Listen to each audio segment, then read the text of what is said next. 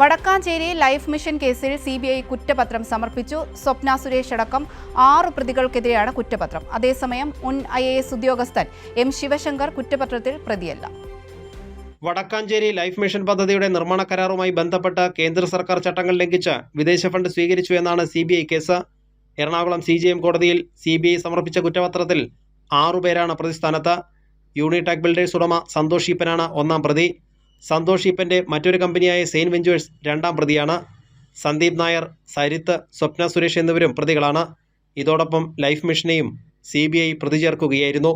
ഹാബിറ്റാറ്റിന് ലഭിക്കേണ്ടിയിരുന്ന കരാർ life mission tender വിളിക്കാതെ സന്തോഷ് ഈപ്പന്റെ കമ്പനിക്ക് നൽകിയെന്നാണ് CBIയുടെ ആരോപണം. എന്നാൽ മുൻ IAS ഉദ്യോഗസ്ഥൻ M. ശിവശങ്കർ CBI കുറ്റപത്രത്തിൽ പ്രതിയല്ല. FCRA ലംഘനത്തിന്റെ പേരിൽ M. ശിവശങ്കറിനെ 2022 ഒക്ടോബറിൽ കൊച്ചിയിലെ ഓഫീസിലേക്ക് വിളിച്ചു വരുത്തി CBI മണിക്കൂറുകളോളം ചോദ്യം ചെയ്തിരുന്നു. തൃശൂരിലെ കോൺഗ്രസ് നേതാവ് അനിൽ അക്കരെയാണ് കേസിലെ പരാതിക്കാരൻ. കൈരളി ന്യൂസ്, കൊച്ചി.